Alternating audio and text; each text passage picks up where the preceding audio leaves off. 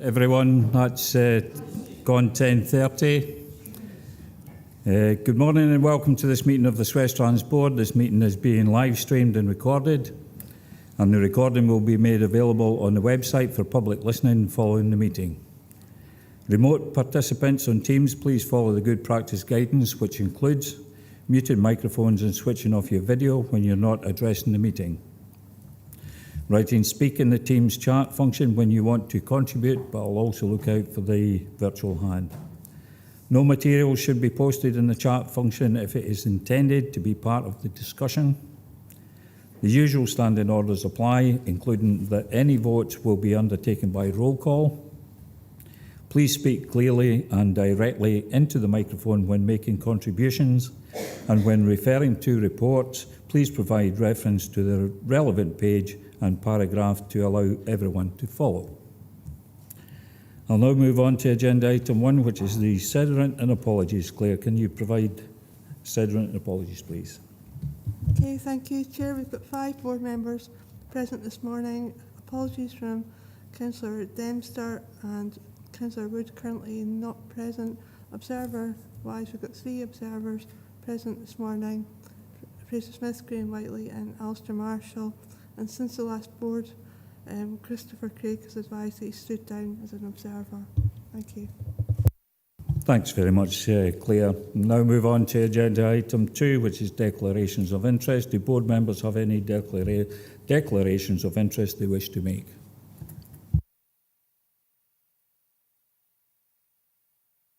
Don't see anyone online. Nobody in the room. Thank you, members.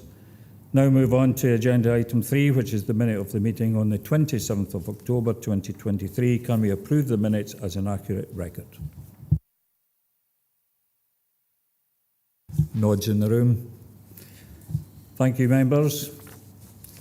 We'll now move on to item 4, which is a presentation from the A77 campaign team. This report is to provide the board with an update on the work being undertaken by the A77 campaign team. Councillor Scobie and John Campbell from the campaign team will provide an update and take any questions. And if we can just get approval from board members that we will accept the presentation. Nods in the room.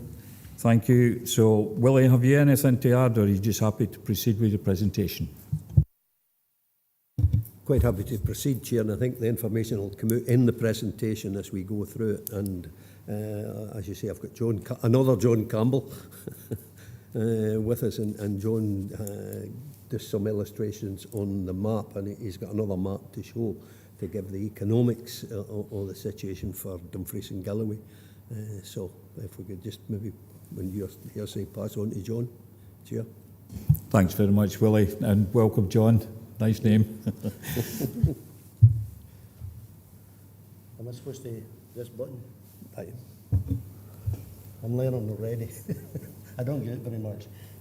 My name's John Campbell, born and bred in Mayball.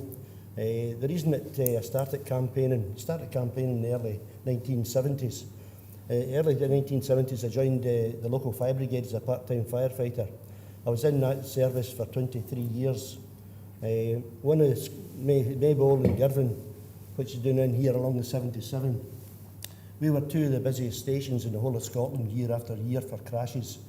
And for my full-time job and for my holidays, I would go travel all over Scotland, and I could see over in the 70s, 80s, 90s, I could see how there was investment all over Scotland in upgrading roads, bypasses and everything.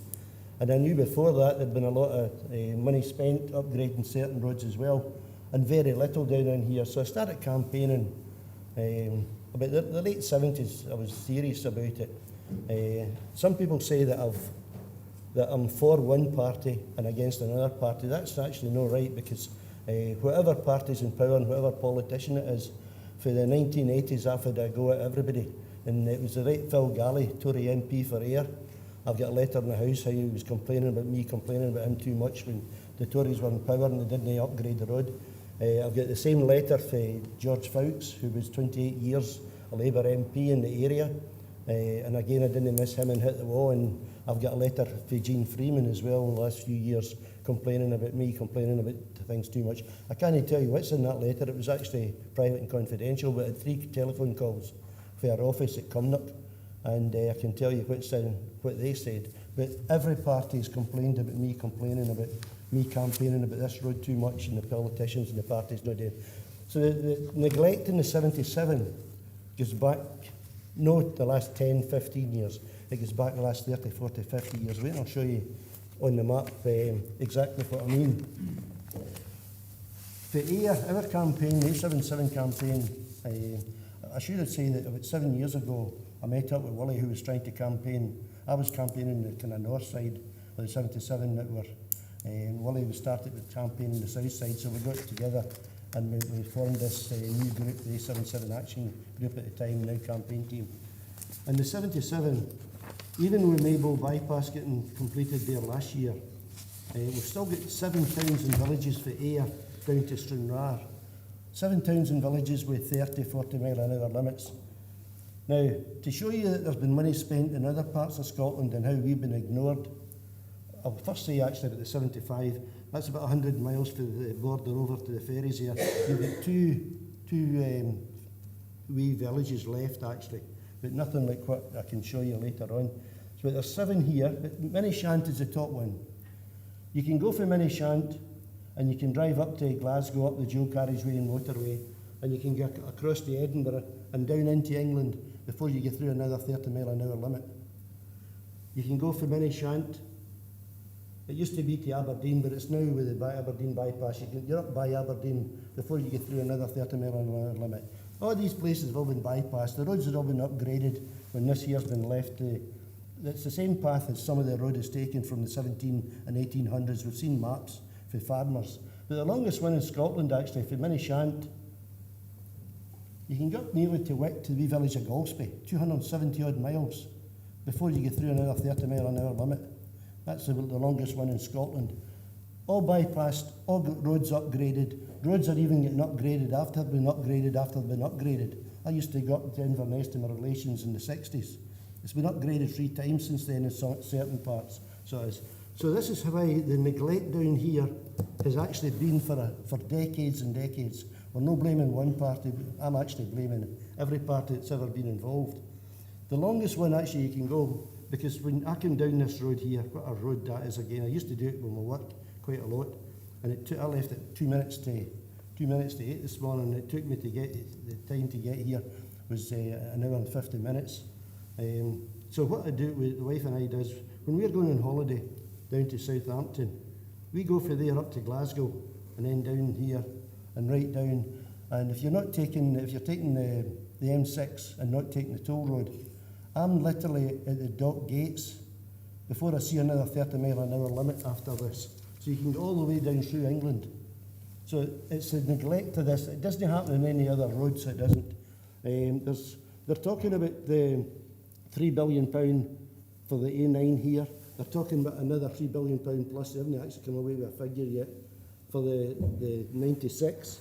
They've already spent £1.5 billion over here for the new bridge and the new roads.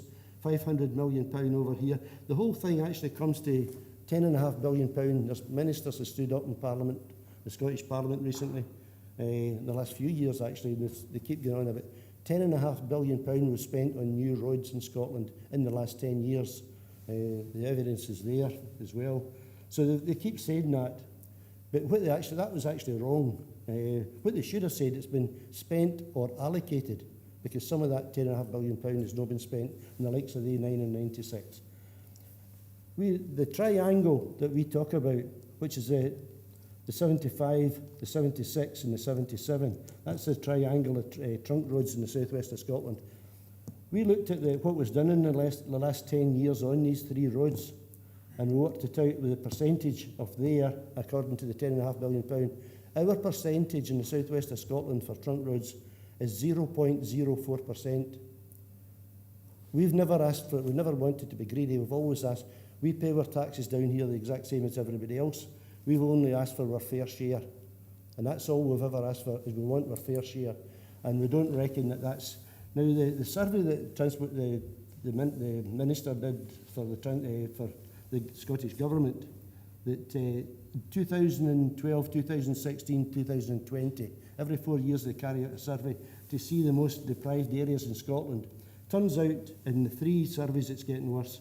From south of Alloway here, just south of Ayr, down to the Solway coast, when you take in the land mass and the size of the population, it's one of the most deprived areas in the whole of Scotland.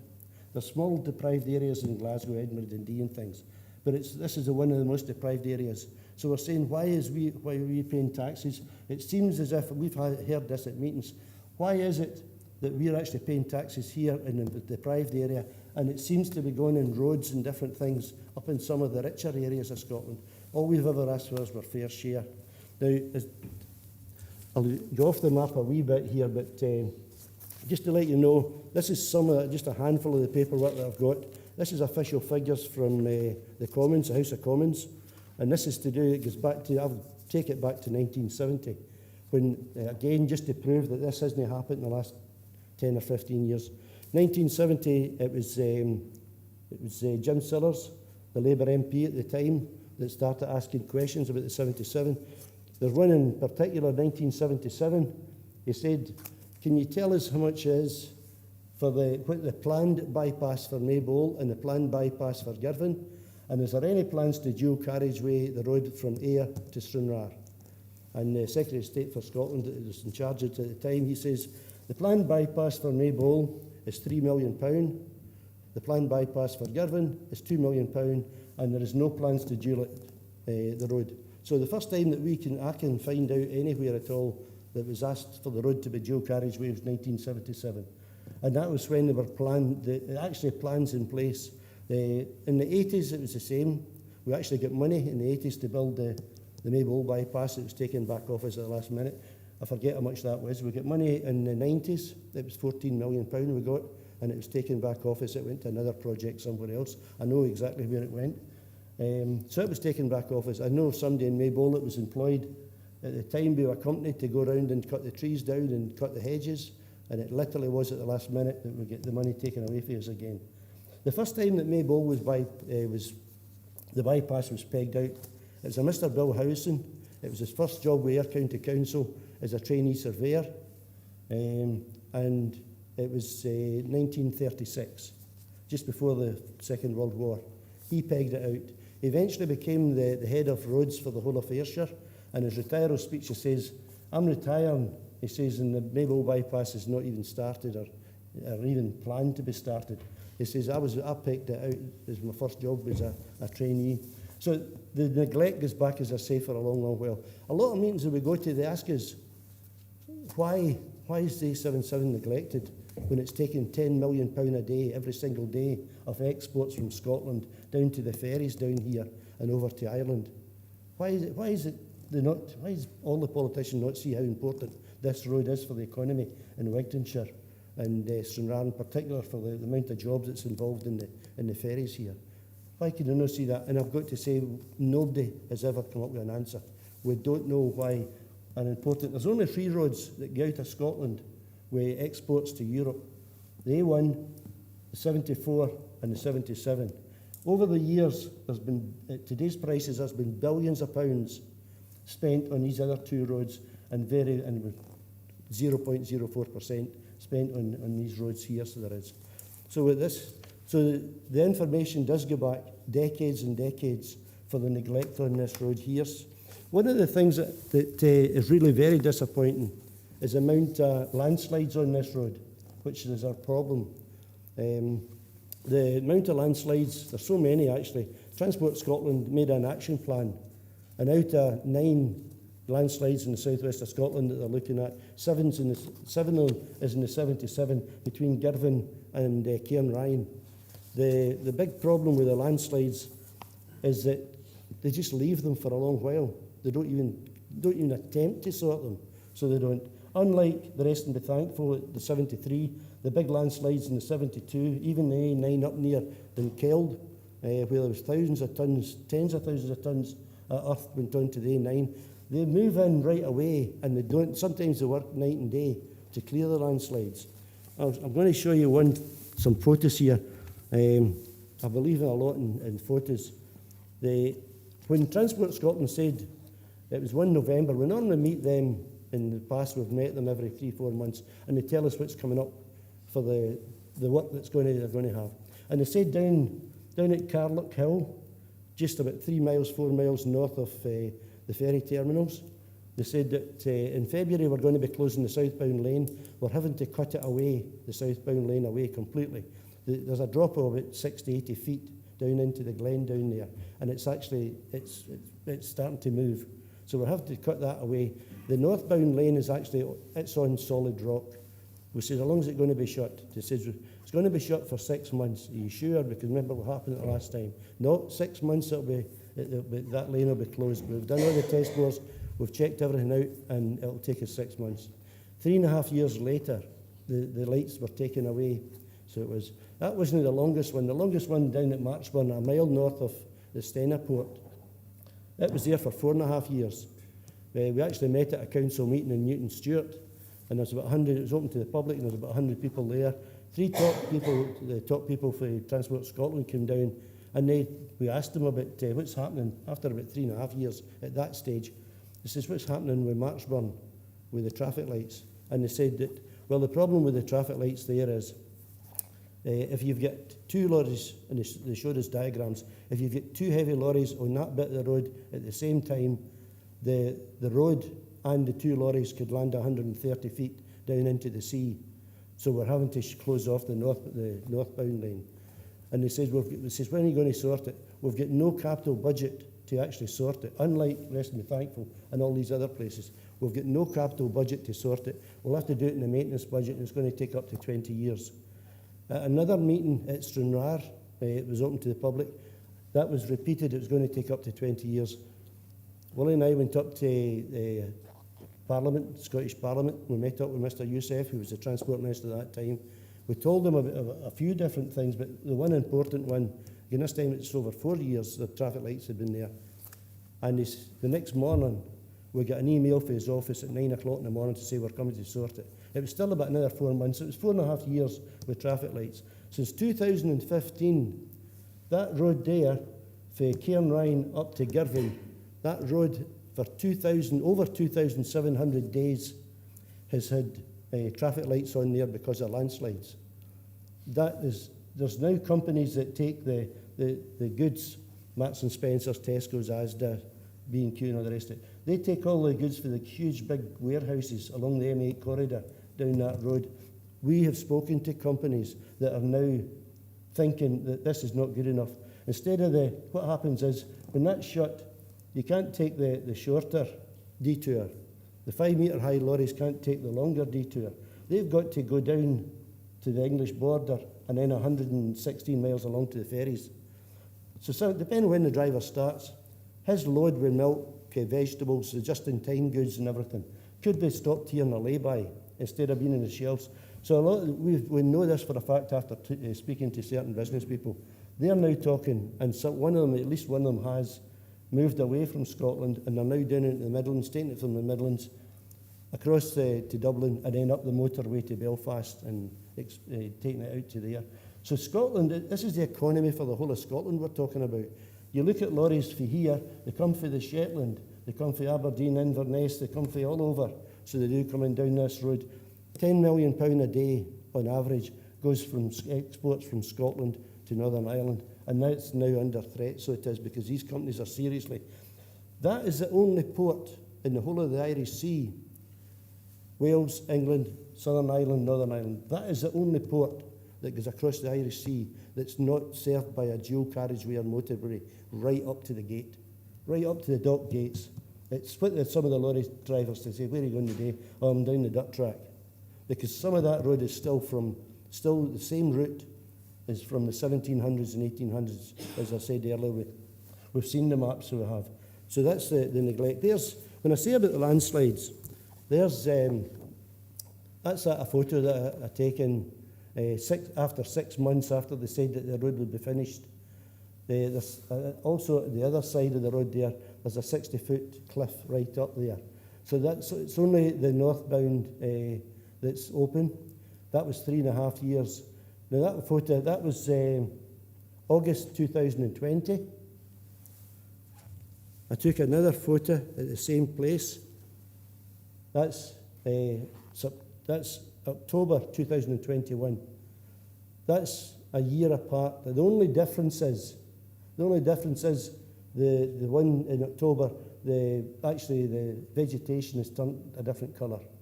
There's nothing has happened in that year. They've moved one or two things, but just literally moved one or two things. There's nothing has happened in a year on that landslide, unlike landslides all over. There's a photo, September 2022. That's 2 years later from the first photo. All they've done is actually they've put in some chips down in this bit here, just some more chips down in there. That's all they've done in over 2 years. So it's been neglected, and we keep telling Transport Scotland this.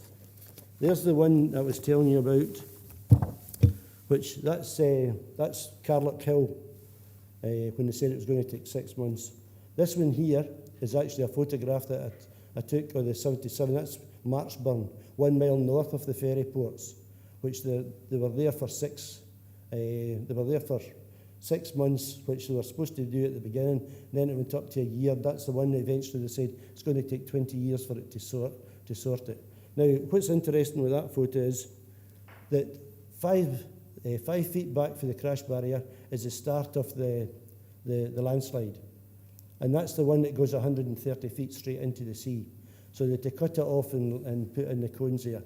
But the interesting bit about that is they shouldn't have been surprised about that landslide, because across the road, literally across the road, at the other side here, is another landslide that happened a few years before that. A huge landslide coming down the hill on the other side. And then next to that is actually a bigger landslide that happened a few years before that. You can see the two of them side by side there, so you can. So there's 3 landslides in the one photograph, which held up the traffic again. You can see why these companies are getting frustrated with the different parts. The likes of what I said about Maybole, about how long it took actually to get a bypass in there for the 1930s. Maybole used to be, it used to get a lot of awards. One of the prettiest small towns for the high street and all the different things that happened. That's Maybole High Street now. That's the state of Maybole High Street. And Girvan High Street is not much better. It's getting worse. It's really getting as bad, so it is. That high street, just in the road down here, there used to be a wee metal cross on the road, in the centre of that road there. That's where Robert Burns' mother and father met at the market, was at that spot where the cross was. These buildings have been up there for hundreds of years. 4 o'clock one Sunday afternoon, I was at a total building collapse there, because engineers said, I counted 216 Arctics in 3 hours going up Maybole High Street. I stood there and counted them. So they said that because of a lot of these buildings don't have proper foundations, they were going to fall down. And 4 o'clock one Sunday, one did fall down. But that's the state of the high street now. There's the width of the pavements in Maybole High Street. So how other places were getting a bypass and we weren't getting a bypass. That's only about 18 inches from the side of the shop to that was a 44-ton tanker going to Grants in there. That's the same. That's another part opposite the other side of the road. 18 inches with a big Arctic going by. Another part there, another 18 2 feet, and another pavement. So that's the reason. And as I say, Girvan's not getting any better. A local councillor in the south side of South Ayrshire, he was asked if he could go and to these houses in Kirkoswald and if he could get any vibration equipment to see the vibration that there is in these houses. They're so close. And again, they're old. Robert Burns went to school at Kirkoswald, and a lot of the buildings there were still there when he was going to the school. So the councillor, I've known him for many years, this councillor, and he started laughing. He says, it took me a long while, but I got vibration equipment. I took it along to the house, but the ladies had spoons and saucers and cups out. And he says, every time a big heavy lorry went by, he says, they were rattling about on the table. He says, I didn't need the equipment. So that's what it's like in the 77. And that's why there's so many crashes and different things.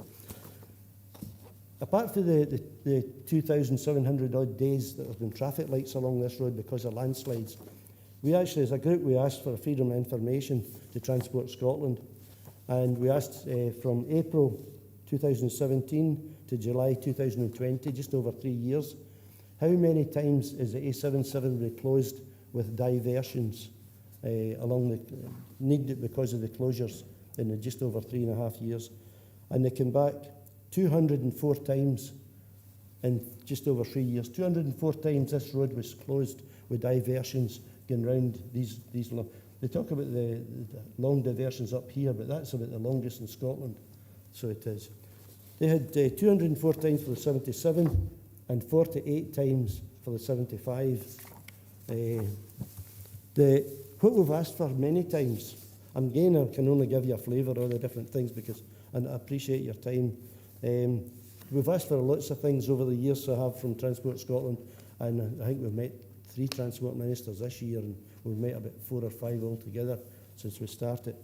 The A9 has got a safety group, and there's 14 actually members in the A9 safety group.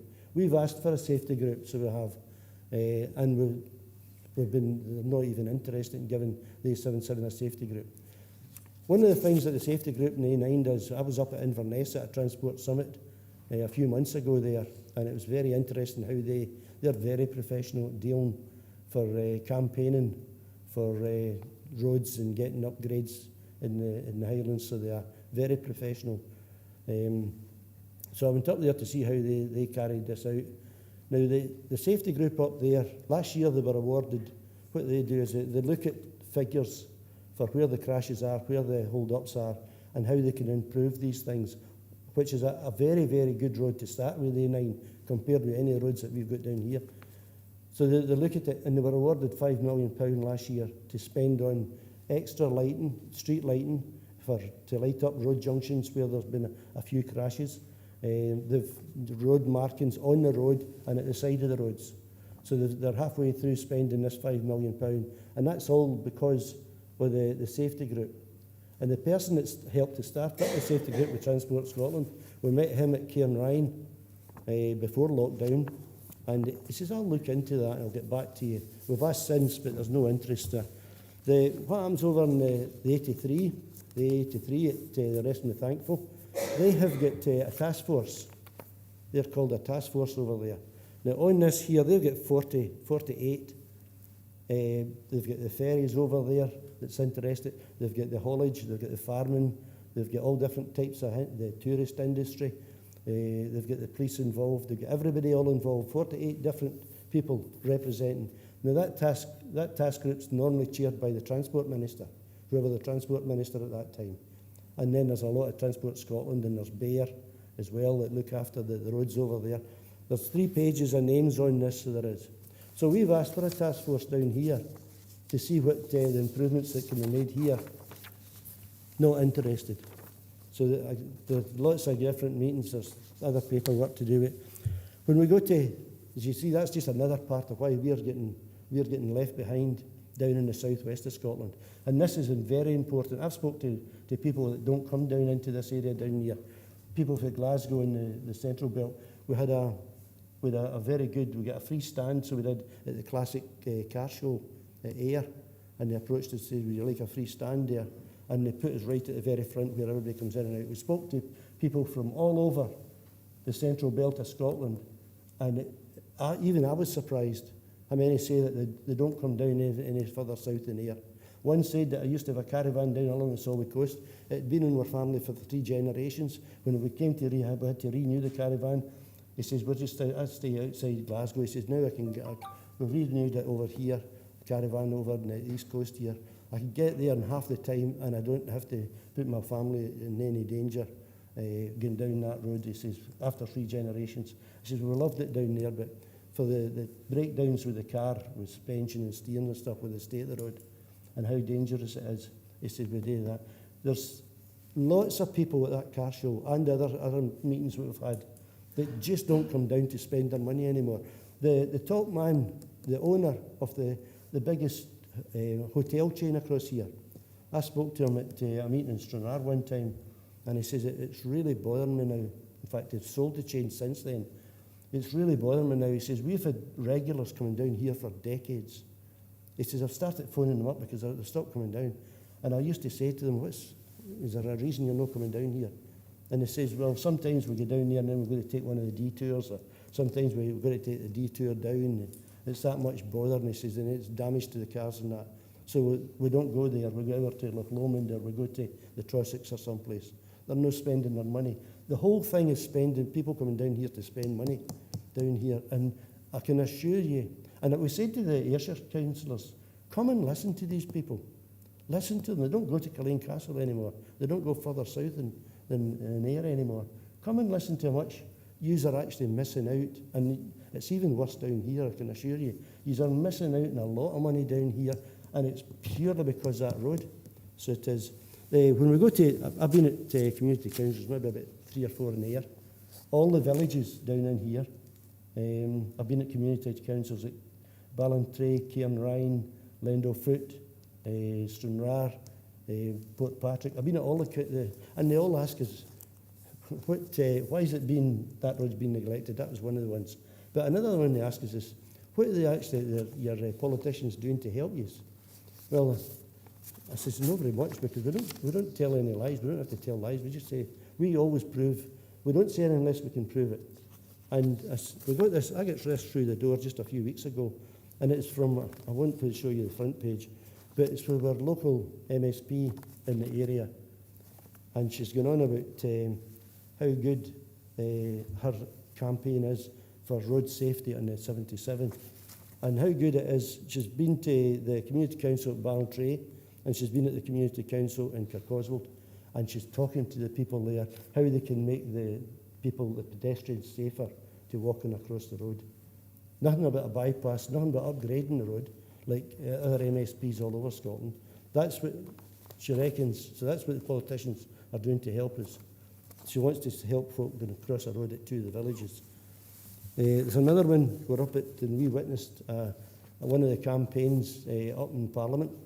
It was a debate about the 75 and the 77, and we sat there and we listened to it. And most of the MSPs from the southwest all backed the roads getting upgraded here. But there was a Mr. Coffey for Kilmarnock, and he stood up after quite a while, and he miscalled everybody else, all the MSPs down here, including from his own party. He says, I don't know what you are all going on about. He says, £810 million has been spent in the last few years in transport down in there. He says, I don't know what you are going on about. So we looked into this, and we got all the figures that he was talking about. This is official figures from Parliament, Scottish Parliament. And we looked into it, and it turns out of the £810 million for transport, the A77's share of that was £13 million over the few years that he was talking about, and all that wasn't capital spend. And the 77 was £49.7 million for 100 miles of road down here. So out of the £800 million that he was going on about and criticising all the other MPs for asking for more money down here, that was all that was involved. So the politicians are I've got to say, there is 1 or 2 that really are fighting for us, but it's no near enough. When you go up to other places, like I've been at Aberdeen, Inverness at transport summits, I've been at Glasgow at transport summits, and when you listen to their MSPs, their politicians, they are fighting tooth and nail. It doesn't matter what party's in power. They are fighting tooth and nail to get every penny they can. North Ayrshire, I've got to say it, and I'm not going to make any apologies for this. I've been at umpteen summit meetings with North Ayrshire councillors, and I really, really dislike North Ayrshire councillors. And the reason being is they're so good at what they're doing. They're really perfect at what they're doing. They know how to campaign. They know how to ask for money to get their road sorted. They're wanting, right now, they're wanting the road sorted in North Ayrshire to make a dual carriageway around to Largs, round that way, which is not even a trunk road. They're wanting for there up to Dalry. It's not even a proper trunk road. It's got a fraction of heavy goods traffic is what the 75 and the 77s go, but they're campaigning. And the latest campaign 2 or 3 weeks ago, they're now campaigning to the Scottish Government for a B road to get upgraded so it can be faster for people to drive into Glasgow. They want the B road upgraded. Again, it's definitely nowhere. So they're so good at campaigning, they're way, way ahead of anybody down the southwest of Scotland here. for campaigning for stuff. They've always been so professional, and I really don't like them. Now, I'll tell you what happens when you do get a road upgraded. Every time Transport Scotland, or it was Highways England, now Highways, National Highways down in England and Scotland, every time they say they're going to build a new road, they say the first or second paragraph, to justify this, spending this money, it always tells you, for every pound you spend on a new road, you're going to get at least £4 back to help the local economy or the national economy. At least £4 back. Now, we've got figures here, again, Transport Scotland. The figures here, they're building new roads just north of Perth. Nothing to do with the A9, it comes off the A9, the new part. But they said that when those roads are finished, again, the Transport Minister's telling us, there'll be an estimate £500 million public benefit to the local economy because they've put in one or two new roads up there. £500 million. Mr Matheson, what he said when the 38 mile the Aberdeen bypass, just before it was finished, he says when it's fully opened, he says I fully expect an additional £6 billion to the northeast economy and create another 14,000 new jobs over the next 30 years when they get that new road. I'll finish up by one thing at Maybole. When Maybole got the bypass after all those years, that was 3 mile of new road. It was £30 million. I spoke to the councillor that was in charge of education at the time, and he says, I've got the money for the new school, brand new Maybole education complex. And it's £58 million. I says, well, when are you starting it? He says, we can't start it until the bypass is finished. I says, what's that? Why? He says, well, Carrick Academy, which is 100 years old next June, the old building, the big building is 100 years old next June, desperately needing a new one. He says, but the 3 primary schools that will be closing is at the other side of the town. So they've got to get all the children, the vast majority is going to walk up that high street. And he says, we can't do that until the bypass is finished. So the school opened this year. They started just after the bypass was started. So £30 million for the bypass. It was £58 million for that. Because of this new complex, you'll like to know that a lot of young families want to move into that area with using facilities for their children. So they built 20-odd last year. They finished 20-odd social housing. They're about to start another 20-odd. There's a company has been sitting in land for a long, long while, years and years. They started building 3, 4, 5 top-of-the-range houses just in the outskirts of Maybole. The first phase is 96, I think. Most of them's built. The town's getting bigger, so for the very first time we get a purpose-built supermarket. We've never had a purpose-built supermarket. Because it was one of the most deprived small towns in the whole of Britain, we got budgets, 3 different budgets gave us £7.5 million to do up the high street and the surrounding area. Because of that, we never get a penny until the bypass is finished. So we're over £100 million investment in Maybole, less than 5,000 of population, because we get 3 mile and upgraded roads, so we did. So we're saying if the whole road was upgraded, think what would happen to the Stranraer area, Wigtonshire area, if the whole road was upgraded. We're not expecting it to happen in the next 5 or 10 years, but the STPR2 that looks at the programmes for new roads for the next 20 years, what's in it so far is we might straighten some of the corners. We might actually widen some of the road. But there's nothing about bypasses, there's nothing. So the next 20 years that road could stay the same. People that's not even born yet could be dying on that road in the next 20 years because it failed to upgrade it. I think my time's up. I apologise for if I take too long. I've got to try and just give you a flavour of what's on that map. I apologise, but I appreciate your time. What we really need is a summit. There's summits all over, transport summits all over. What we really need now is for you to try and organise a summit at Stranraer, and it's got to be at Stranraer to let everybody see how bad it is. These summits that we've been at so far, not one of them has ever talked about coming south. Everyone has talked about going north to better connections, going north instead of going south. But I would appreciate that if that could be possible. Thanks very much for your time. Thank you. Chair, could I maybe just finish 2 minutes. Certainly, Willie. Meeting's time, and it was to the documents that I gave Kirsty yesterday in terms of some of the campaigning issues by not only the 77 campaign team, but also Safer, Greener, Better, and that's for the Transport Alliance that is newly formed. That's both from, or the ferry companies being P&O, Stena, and the Belfast Port Authority that went on a 3-day exhibition to the Scottish Parliament, and from that they formed the Transport Alliance. And this is them laying out their case because it is safer. It can be greener in terms of we got dual carriageway on the two roads, and it definitely would be better. In terms of greener, there's almost about 2 tonnes per day of CO2 emissions that could be saved if they dual the A77 and the A75. So their document, all the information is within that document. And then another one that we got just recently from the AA, where they have said, and this is throughout the whole of Great Britain, there is only 1 in 10 A roads that is actually dual carriaged in dozens of areas throughout the whole of the UK. And in fact, they mention in this document from the AA, the A75 and the A77. So we're recognised by the AA, we're recognised by businesses as a council alongside the 2 other councils.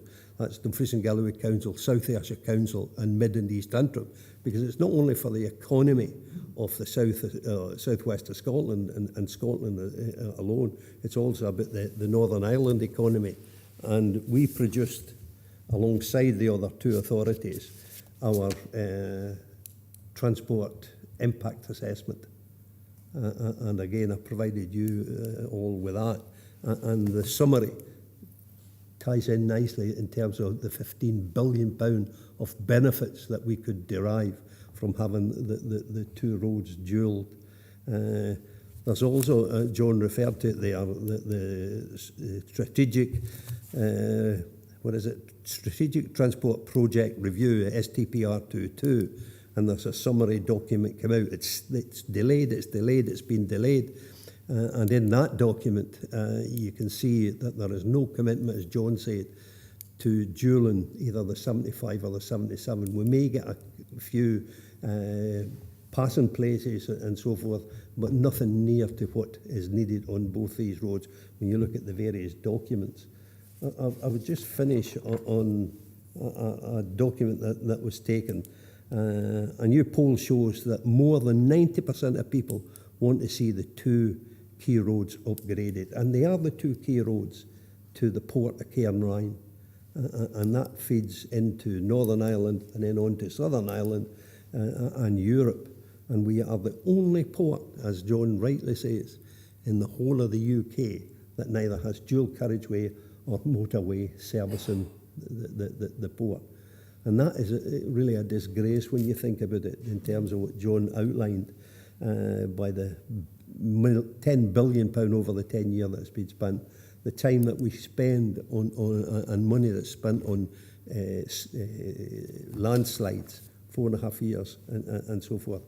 And if you just think of that, the 4.5 years when the recent Rest and Be Thankful slippage, the landslide there, almost £500 million was committed to the Rest and Be Thankful, and yet we seem to be ignored in this corner. So for SWestrans and the council, the 3 councils and whatever, we do need a greater lobbying of the Scottish Government to bring about, a commitment to dual both roads. We're hearing from the UK Parliament that they would do the 75.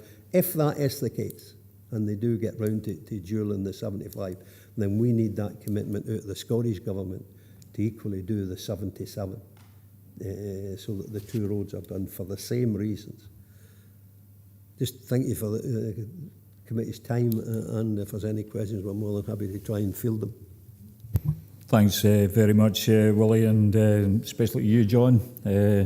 Thanks for your presentation. I'm sure most of us in the room are quite sympathetic to what you've just outlined there, for a number of years, the disappointments that's probably come across in your presentation. So I'll open it up to anybody, comments or questions.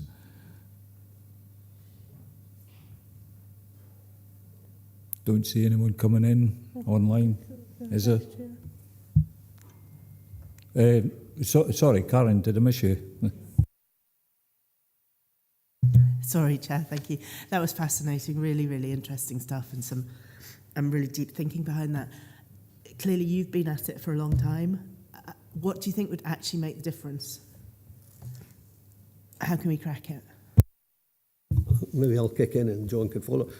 John referred there to task forces, groups that are formed, safety groups and so forth. And I think we've got to have to be continually bringing it up at Parliament to make a difference so that they can recognise the southwest of Scotland. There was another map that we were going to show there, and it shows just how from Ayr or Prestwick down to Carlisle, you can draw a line, and that whole landmass in the southwest of Scotland is totally neglected, both in terms of investment, in businesses, in tourism and everywhere else.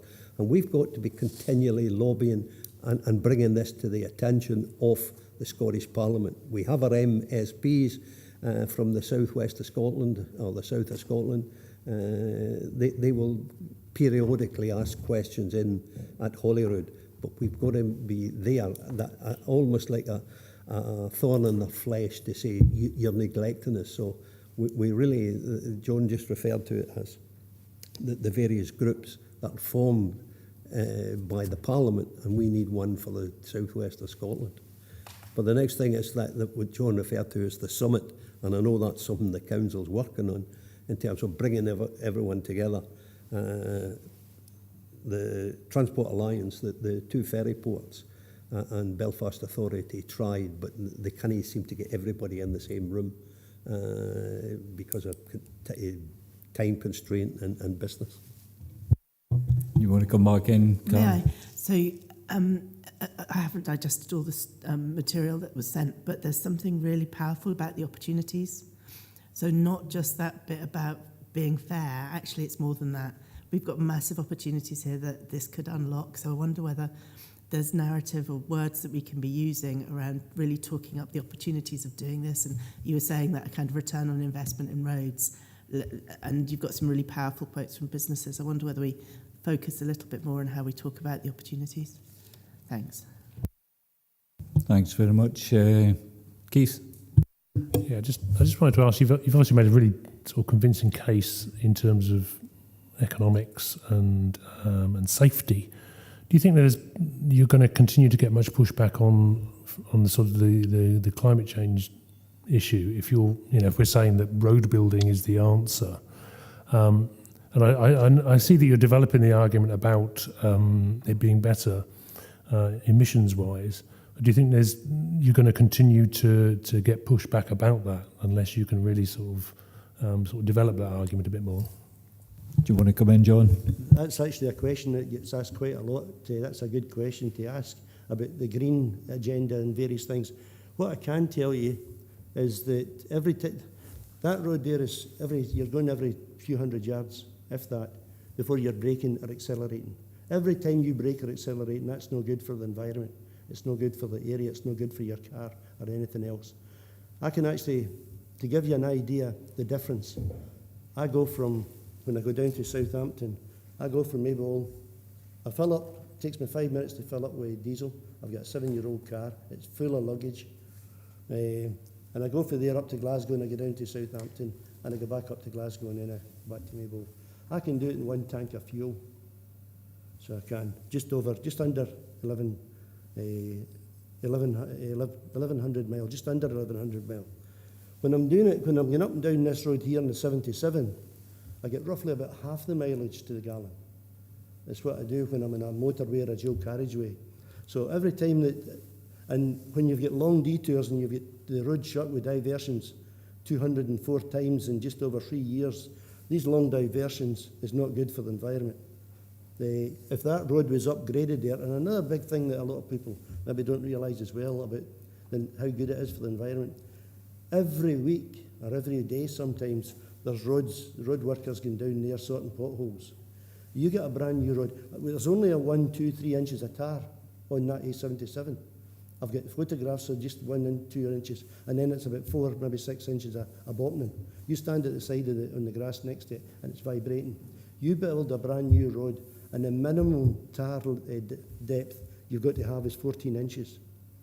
So it doesn't break up. They reckon for every new road that's going to be there, it's going to be at least 20 years, possibly 30 years, before you ever have to come back to it again to do any repairs on it, instead of repairing it every day or every week down that road. So that is, if you do it right the first time, what the Transport Scotland say, this is when we talk about potholes, they say it's an unengineered road, and we asked what's an unengineered road.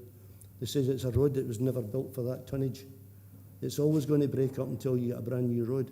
So coming back and having to repair stuff all the time and sort landslides all the time, and maybe up to about a mile of traffic sometimes when the ferries come in and they're stopped at the traffic lights of these landslides, that is definitely no a green road.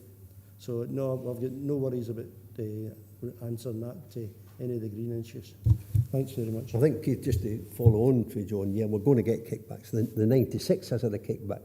Well, yeah, there was a commitment given, and the green agenda and the Greens came in, and that has been stalled. They're not sure if they're going to finish the A9, so we will have it, but we've got compelling arguments to put to them. When Stena and P&O and the Belfast Port Authority, when they did their survey and they've come back with a figure, so 2 tons and more per day in saving in CO2 emissions. As we speak, the people in those 7 areas, and the same for the 2 on the 75, are subjected to those emissions as we speak. So on one hand, the Greens can say, well, you know, on road build, we're going to have that kickback. We don't want to see any more road build. Then we've got the arguments to put that this is what we're subjecting people to by not doing it. So that's where the Stena and so forth, the Transport Alliance has come back with a safer, greener and better. And the arguments are in there. And it would be very difficult for anyone to argue against them. But we need to be making that case in Parliament to get that commitment. Thanks very much for your response. No, don't see anyone else coming in. Nobody online. So once again, John, thanks very much for your presentation. As I said before, I'm sure lots of people are quite sympathetic about the issues on both roads, shall we say. And you're welcome to stay if you want. It's a short agenda anyway. And thanks very much for your input as well, Willie. So the recommendation was to receive the presentation. We have done so. We've asked a few questions. So we'll now move on to agenda item number 5, which is the Revenue Budget Monitoring Report 2023-2024 for the period ending 31st October 2023. This report provides the board with an update on the partnership's 23-24 monitoring and forecast outturn position based on the period ending 31st October 2023. Janet, this is your report. Have you anything to add to the report? Thank you, Chair. I'd just like to apologise to the board members. In the body of the report, I've missed updating the title of the appendix, but the appendix is correct. Thanks very much. Any board members got any questions? Nobody online? Keith? Just a couple of questions for clarification, really. On the table, the accounts as such, where you talk about income and funding and stuff like that, Scottish Government funding, DG Council funding, and other contributions. Do you think you could have a bit more clarity on what those other contributions are? It seems that you're talking about 4 million out of a £4.5 million income and spending. Do you think there's an argument for saying we should perhaps see a little bit more clarity about what those contributions are? Thanks, Keith. Janet? Thank you, Chair. The other contributions is the income received from Dumfries and Galloway Council to support the bus network payments. So it's the payments line in the expenditure table. We also receive contributions from SBT, Scottish Borders, for the contribution to the networks, the services that they receive. So I suppose what you're saying, Janet, is that although there's two fundings there, there's D&G council funding, but there's also the other contributions, which actually pays for the SWestrans network, I suppose. Yes. Is that correct? Yes. So, Does that make sense? perhaps I'm just being a bit dim here. So the D&G council funding is one line, yeah, and then the next line down, which is other contributions, that is a mixture of DG council funding, other places funding, and presumably income from where else? The DG Council funding is match funding to support the running of SWestrans.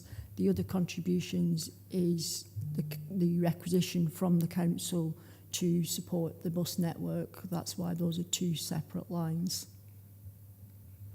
So the DG funding is a contribution to the actual running of the SWestrans board and staff. The other contributions are to support the bus network. That was my understanding. I don't know if Douglas wants to come in on that, but my understanding was that the huge amount, the 4.4 million is actually to run the actual bus network, whereas the 100k will just for staff and running SWestrans itself. So that's my understanding. But Douglas. Yes, that's correct, Chair, and Janet's correct as well. We could split it up and say Scottish Borders X, SBT, etc. We tend to do that in the annual report in the budget outturn paper, because we only tend to invoice for those once a year. So you'd be sitting at zero until the end of the year, and then it's the full amount. But I'm quite happy. We can look at splitting that up to what the council's contribution is and what other authorities' contribution is within that, just to give a little bit more clarity and add a few more lines to the table. Yeah, I just think that as a member of the public, if you're looking at that, you'd be interested to see where other contributions, which because it's such a large part, you'd be interested to know where that 4 million comes from. Yeah. I think Douglas is taking note of that. So yeah, it does make sense, Keith. Anyone else got any questions, comments? Graham?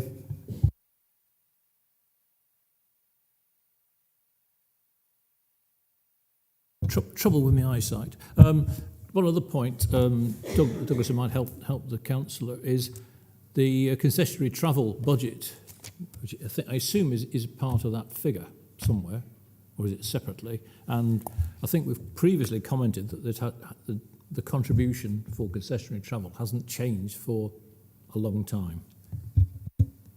Yeah, thanks, Chair. No, there's no income with it. We don't get any income from the bus network as part of this line at all, and that includes concessionary travel, because that goes directly to the operators.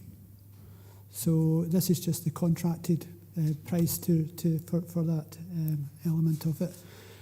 It would only come to us if it was a gross contract rather than a service subsidy contract. So our contracts are not done in that method. So we do minimum subsidy rather than gross cost contracts at present, although that may change going forward. And if it's a gross cost contract, we would get the revenue would come in, and we would show that within the accounts as well. But at the moment, that's not the case. Thanks, Douglas. Don't see anyone else coming in. So we'll go to the recommendation, which was to note the forecast outturn for the revenue budget as at 31st of October 2023. Happy to note. Agreement. Now move on to item 6, Climate Change Duties Reporting 2022 to 2023.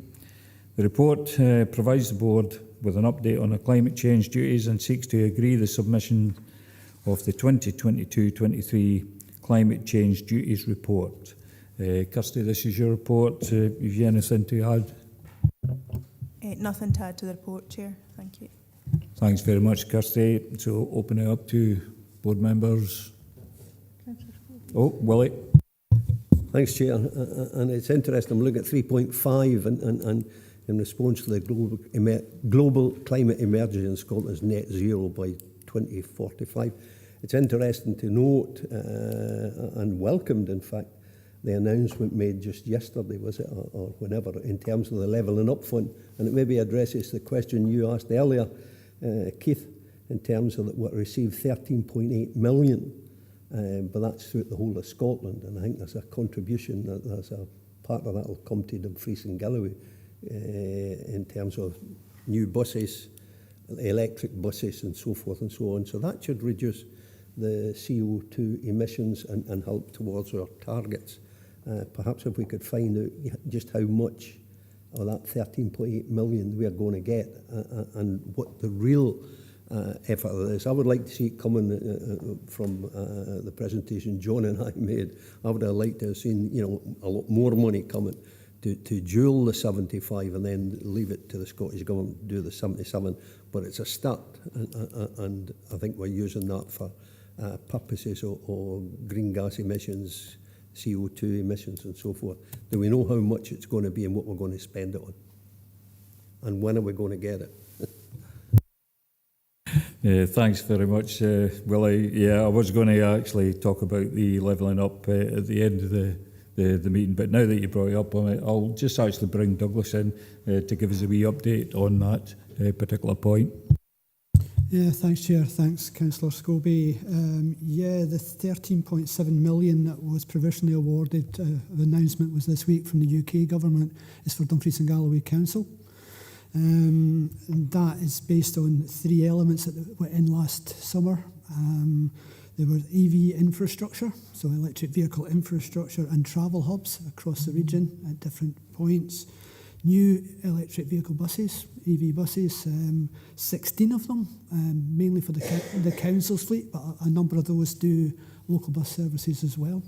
So that would be improvement to 100 bus stops. So again, we've got the representative today for the newly formed Dumfries and Galloway Bus User Group as well. So, and improvement of bus stops is one of the things that they've certainly picked up at their first meeting as well. So that's linking into the same agenda, the net zero agenda, and active travel improvements. So that's the coast-to-coast route from Port Patrick all the way to Eyemouth and at Pen Punt, and finishing off the scheme at Pen Punt as well. This is all capital funding, and it has to be spent within a 2-year window as well.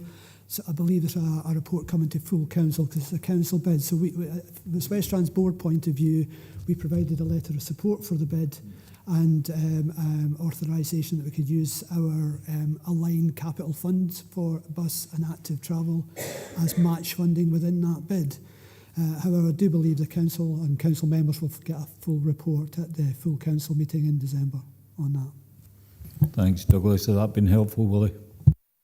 Yeah, there's things I can raise under the next item 7, and what Douglas says, improving bus stops, bus shelters and so forth. So it might come into, I will ask a question on that one, but it's to be welcomed even better that we're getting the full 13.8 million and maybe with many 6, 7 new EV vehicles, buses.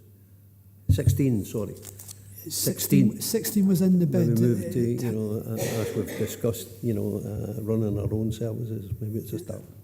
The 16 was in the bid. The bid was, I have to caveat, the bid was last year, so we're having to have a look back along with government at what, because costs have changed slightly since then, but you would expect that anyway.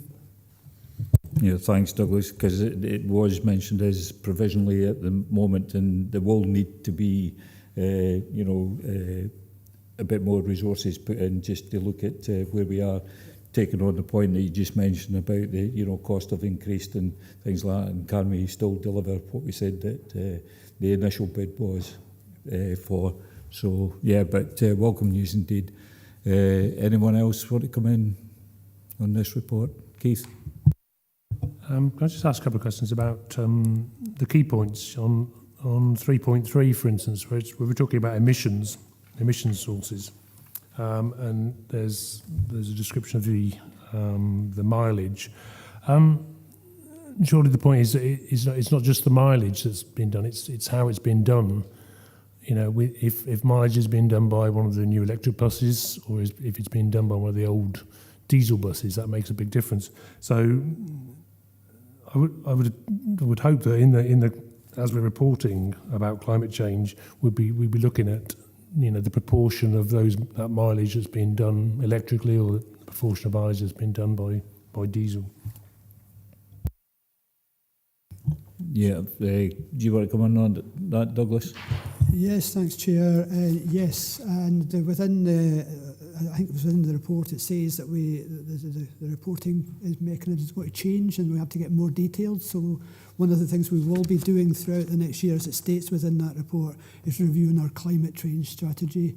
And in the actual report that we submit itself, it's a very technical, we don't include it because it's a very long Excel spreadsheet, I think, still at the moment.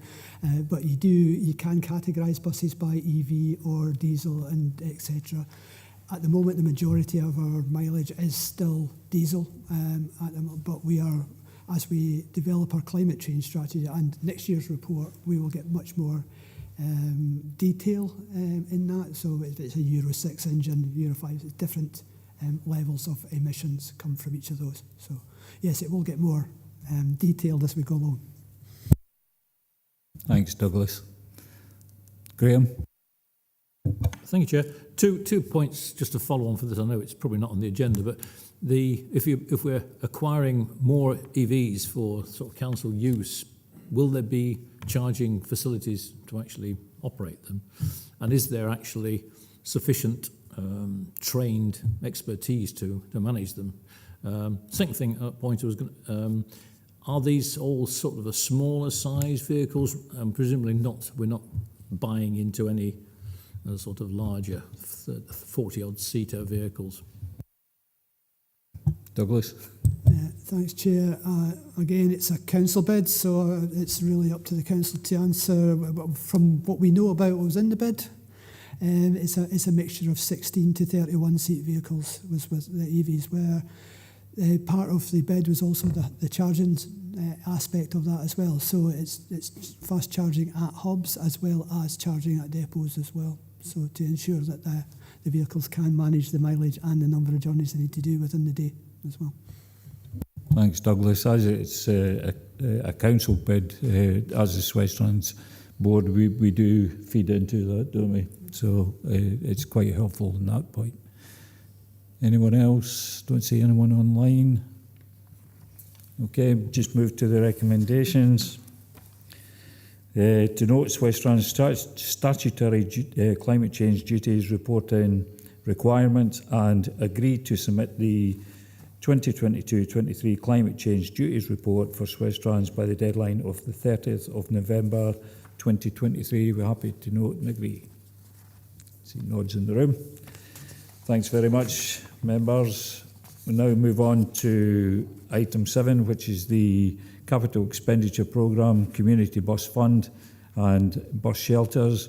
This report provides the board with information on the Scottish Government's Community Bus Fund and seeks agreement to its use and the agreement to the bus shelter programme. This is your report, Linda. Have you anything to add to the report? Nothing to add, Chair. Thank you. Thank you, Linda. So I'll open it up for comments, questions. Willie? Yeah, Chair, I'm looking at the list on the appendix as to what's new, what's to be replaced and so forth.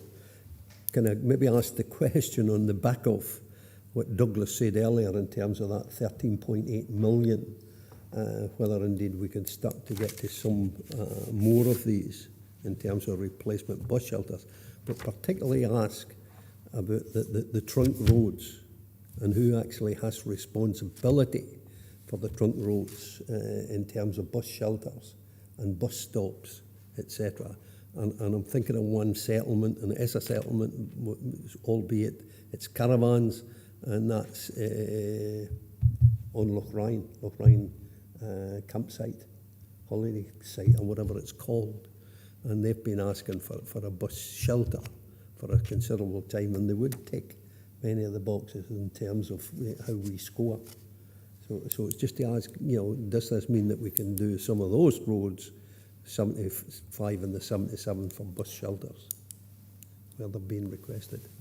Thanks, Willie. Douglas or Linda, who wants to come in on that? Douglas. You know, I love to speak, Chair.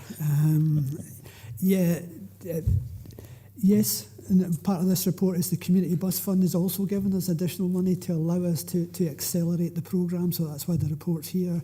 The Levelling Up Fund was an additional thing that came in after we had written this report as well, so a significant amount of money perhaps to enhance bus infrastructure across the region. In relation to who's responsible on a trunk road, trunk road is obviously Transport Scotland's responsibility. Any shelters that go down become the council's responsibility, but we have to work with Transport Scotland to actually build the infrastructure in a way that is acceptable to them on a trunk road, and particularly at Ryan Bay, which is, I think it's number 19 in the list at the moment. So when you're talking about there, we've had a number of meetings about that, and generally on a trunk road, you need to provide lay-by infrastructure to have a bus stop where you can fit a lay-by in, given what was talked about the 77 earlier as well. But yeah, what it allows us to do now is to have that more enhanced discussions with Transport Scotland around that on the trunk roads as well, and hopefully enhance the whole environment for our bus users out there as well. That'd been helpful, Willie. Yeah. Yeah, and I'll come back, I'm sure, to Douglas to put that forward. Thanks, Willie. I've forgotten your name. Alistair. Couldn't remember your name. Sorry, Alistair. You want to come in? Thank you. I just wanted to ask what, if any, community consultation had taken place for these 26 new bus shelters to find out actually where people are wanting them put. Thanks, Alistair. Douglas? Yeah, Linda will correct me if I'm wrong, but the majority of these have come from the communities themselves or through community councils. So that's why they're on the list initially. And we do encourage people to suggest sites where bus shelters or improvements to bus stops would be helpful, which we can then add to the list, score, and then bring to the board, because it's an ongoing programme. So the more we get, the more we can add to the list, the more we can then develop. Yeah, hopefully. Has that been helpful, Alistair? Thanks for the question. Keith? Just on the bus list, first of all, could I thank the person who put in the factors for how they're chosen, because I think that's a really helpful thing for ward councillors to be able to explain to people why their bus shelter is number 75 on the list or whatever, so it's really helpful. The other thing is I don't know whether we could perhaps link from the bus shelters to actually some detail about where they are, because people have already asked me, say for instance, there's one on Shaw Road in Glen Capel, and that is a long road, and they're saying, well, whereabouts is that going to be? And I'm like, yeah, I don't know. But presumably you don't want to have a massive spreadsheet with the exact details of where, but perhaps it would be helpful if you were able to say whereabouts on Shaw Road or on Bank End. I think you mentioned Bank End Road, for instance, which is another long road. So it'd be helpful to be able to sort of give some sort of indication of where they were. Thanks, Keith. I suppose, I don't know if that information is already on the website, is it? No, it's in Douglas's head. You don't want to be in Douglas's head, and Linda's got her hands up. We do have a detail of every shelter, Keith, but we just didn't bring it to the board. I take your point. Again, it's just for brevity for today and just as a summary, but we can provide that, and we've got, and any shelters, particularly new ones, we have to get agreement with the community council before we will put them up. Linda's been working hard with a number of communities to actually put up the shelter. So we talk to the communities very much about what we're doing and how we're going to do that. But Linda seems to want to speak, Chair, so I think we should let her. Yeah, it's her report. Come in, Linda. Aye, it's just to say opposite the Nith Hotel, but there's still to be a bit of design and community council agreement on what's required there. Thanks, Linda. Thanks, Keith. I suppose, I mean, the board, we've got, three considerations. We've got the vehicle purchase, the bus shelter, and Dumfries bus station feasibility, and there's a number of costings in there. On the bus shelter programme, 120k, and looking at the cost of these the shelters, they're quite expensive in terms, and you don't seem to get much for your buck, I suppose, in real terms. One of the issues that's been raised by constituencies in my ward is, the information. We used to have a sort of board that would flash up and say what buses. We've talked about this before in this board, and I don't think we've got any further forward, Douglas. It may not be appropriate to raise it at this point, but maybe that's something that we might have to look to in the future, especially when we're spending substantial funding on buses. But I'll just park that there at the moment. And anyone else want to come in? Graham? Thank you, Chair. Just a couple of points. I mean, as a former public transport officer, I welcome any additional bus shelters. But the thing that members will all be aware of is the fact that once they're erected by us, they then sit there, and the council's maintenance budget for doing anything is pretty minimal, and so many shelters end up getting increasingly decrepit and dirty, and particularly and lose panels. I mean, the two shelters at the Peel Centre are both missing panes of perspex, and it just doesn't look, in terms of approving the attractive environment for bus shelters. It doesn't actually step us forward much, if you see what I mean. I know there's no easy answer because we haven't got a maintenance, or we, the council, haven't got an exhaustible maintenance budget to actually go around. But it's a bit symptomatic of the fact, that a lot of, and I mentioned this to John, there's a lot of minor maintenance that you can't afford. Road signs, dirty, or misaligned, street leaf sweeping of footway seems to have stopped, from autumn to autumn. Nothing, no leaves get swept, and it's just a sort of slight. It's that deterioration of a quality of the environment, across the piece, and it's not all related to bus shelters. It's a bit like in New York, the New York mayor, quite a few years ago, had a clamp down on graffiti on the subway, New York subway, and he decreed that graffiti should be instantly removed. And over a relatively short period of time, the environment in the subway picked up, and he called it, sort of an attack. And I just wonder whether across the piece, by just letting stuff sit there and slide, that we're not sort of in danger of stuff getting progressively worse. Thank you, Chair.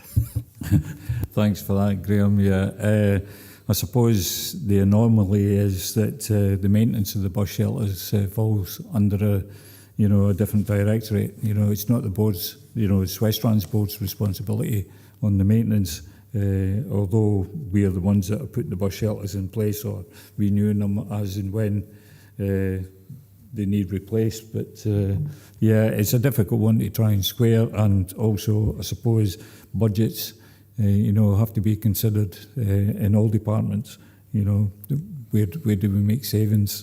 But I do agree with you, that we could probably try and do a bit more on the maintenance side, but that would have to come under a different committee, I suppose. Douglas, do you want to come in?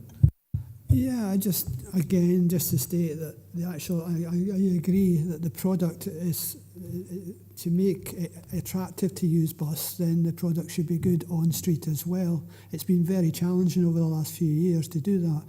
We have, since Linda's come into the team, and Jason as well, who's a public transport officer, starting to get more proactive on that. So we are addressing matters as and when we can with our council colleagues within the budgets they have available.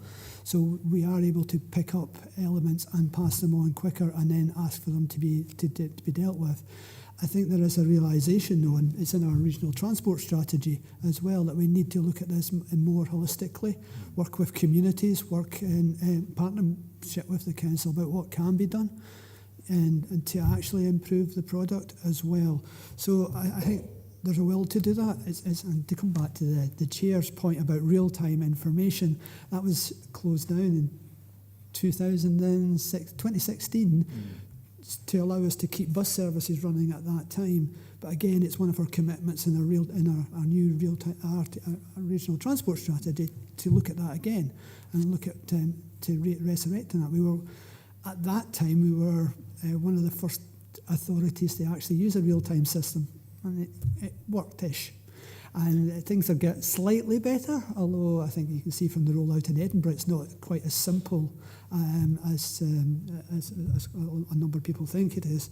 But to come back to that, I think we are getting more proactive on bus shelters. I think we need to be more proactive on that. There's a number of very helpful community groups that have helped with cleaning as well recently in Dumfries, which is helping. And I know in places like Gatehouse, etc., that happens as part of the community, because it's building that relationship that then assists us as a board and the council with their budgets as well. It's for the whole community. It's not just for the SWestrans board or for the council. It's for the community as well. So I've rabbled on enough, Chair. Thanks, Douglas. That's been helpful, Graham. Yeah. Keith? Sorry to come back to this. I think I might have missed the point about the bus shelters list or the bus shelters programme.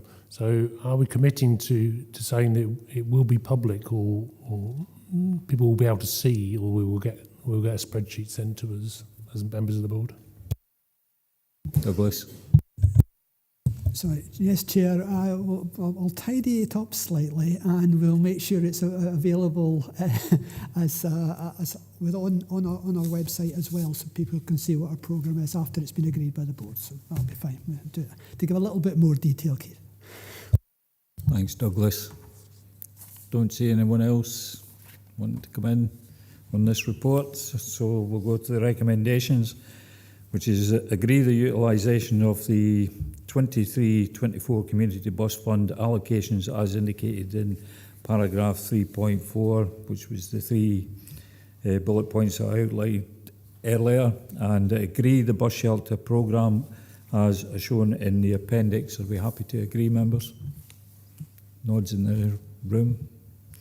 Thank you very much. So we'll move on to agenda item 8. Any other business which the Chair may decide is urgent due to the need for a decision. I have no urgent business, but I just would like to say, as this is the last board this year, I hope you have some time off during the festive season with your families, and hopefully see everyone in the new year. So thanks very much for attending today. Thanks, everyone.